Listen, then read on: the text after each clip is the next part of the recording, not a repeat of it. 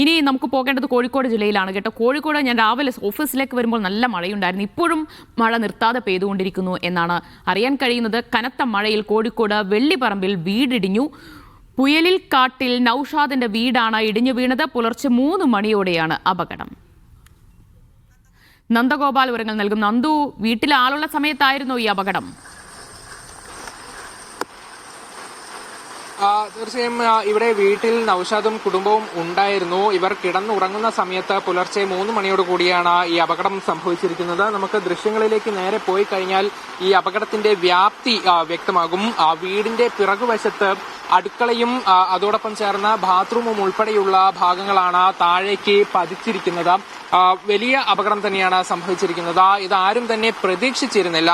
ഈ സമീപത്ത് തന്നെ കോൺക്രീറ്റിന്റെ മതിൽ ഉൾപ്പെടെ കെട്ടിക്കൊണ്ട് സുരക്ഷിതമായാണ് വീട് നിർമ്മിക്കുകയും ചെയ്തിട്ടുള്ളത് എന്ന് നൌഷാദ് പറയുന്നു. പക്ഷേ അത്തരത്തിൽ ഒരു അപകടം ഇവർ തീരെ പ്രതീക്ഷിച്ചിട്ടുണ്ടായിരുന്നില്ല. എന്തായാലും നൌഷാദിന്റെ പ്രതികരണത്തിലേക്ക് കൂടെ പോകാം. അദ്ദേഹം വലിയ ഒരു ഞെട്ടലിൽ കൂടിയാണ് ഉള്ളത്. ഇത്തരത്തിലൊരു അപകടം ഒരിക്കൽ പോലും അദ്ദേഹം പ്രതീക്ഷിച്ചിരുന്നില്ല. എന്താണ് സംഭവിച്ചത്? പുലർച്ചെയാണ് സംഭവിച്ച ഒരു ഉഗ്ര ശബ്ദം കേട്ടിട്ട് നമ്മൾ 4 പേരെ വീട്ടിലുണ്ടായിരുന്നത്. ഒരു ഉഗ്ര ശബ്ദം കേട്ടപ്പോൾ നമ്മൾ എഴുന്നേറ്റ് സിറ്റ് ഔട്ടിൽ കൂടി. പിന്നാണ് വന്ന് നോക്കുമ്പോൾ എന്റെ കിച്ചണും എന്റെ വർക്ക് ഏരിയ, ഈ ബാത്റൂം എല്ലാം വേറെ തൊട്ടടുത്തുള്ള പറമ്പിലേക്ക് ഒന്നായിട്ട് വീണ് കിടക്കുന്ന കാണുന്നത്. എല്ലാ ഭാഗവും, എല്ലാ മതിലും, എല്ലാ ഭാഗവും ഇടിഞ്ഞു പോയിട്ടുണ്ട്. ഒരു എൽ ഷേപ്പിൽ ഒന്നായിട്ട് വീടിന്റെ ചുറ്റുഭാഗവും പോയിട്ടുണ്ട്. കോൺക്രീറ്റ് കൊണ്ട് മതിലൊക്കെ കെട്ടിയതായിരുന്നു. കോൺക്രീറ്റ് ബെൽറ്റൊക്കെ ഇട്ടിട്ട് നല്ല കെട്ടായിരുന്നു. അത് 4 വർഷമായിട്ടുള്ളൂ. എങ്ങനെയാ സംഭവിച്ചതെന്ന് അറിയില്ല. മേലെ ഷീറ്റും കാര്യങ്ങളൊക്കെ ഉണ്ടായിരുന്നു. ശബ്ദം കേട്ടിട്ടാണ് നമ്മള് ഞെട്ടി ഉണർന്ന്. പുലർച്ചെ 3 മണിയുണ്ടാവും.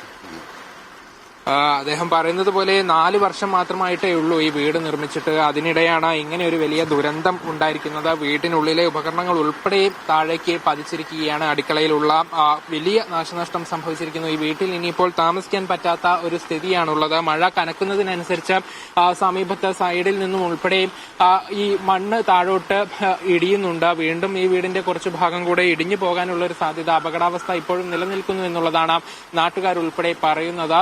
അടുത്ത് തന്നെ ബെഡ്റൂം ഉണ്ടായിരുന്നു. ഇവർ അവിടെയാണ് കിടന്നിരുന്നത്. ഭാഗ്യത്തിന് മാത്രമാണ് ആ ബെഡ്റൂം താഴേക്ക് പതിക്കാതിരുന്നത്. അല്ലെങ്കിൽ അത് വലിയ ഒരു ദുരന്തത്തിലേക്ക് നീങ്ങുമായിരുന്നു. ഉടൻ തന്നെ ശബ്ദം കേട്ട് നൌഷാദും കുടുംബവും ഓടി രക്ഷപ്പെടുകയായിരുന്നു. തൊട്ടു സമീപത്തെ വീടിലാണ് ഇവർ ഇപ്പോൾ ഉള്ളത്. ഇനിയിപ്പോൾ എന്ത് ചെയ്യും എന്നുള്ള ചോദ്യത്തിലാണ് നിൽക്കുന്നത്. ഏതായാലും അധികൃതർ ഉൾപ്പെടെ ഇവിടെ എത്തി പരിശോധിച്ച് കൂടുതൽ നടപടികളിലേക്ക് കടക്കുമെന്നുള്ളതാണ് ഇവർ പ്രതീക്ഷിക്കുന്നത്. കോഴിക്കോട് ശക്തമായ മഴ ഇപ്പോഴും തുടരുകയാണ്. ഇന്നലെ രാത്രിയൊക്കെ മഴയുടെ ശക്തി അല്പം കുറഞ്ഞിരുന്നുവെങ്കിലും പുലർച്ചയോട് വീണ്ടും മഴ ശക്തി പ്രാപിച്ചിരിക്കുകയാണ്.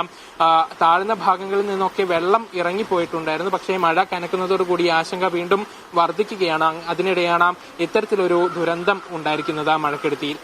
നന്ദു, ജില്ലയിൽ ഓറഞ്ച് അലർട്ടാണോ ഇന്ന്?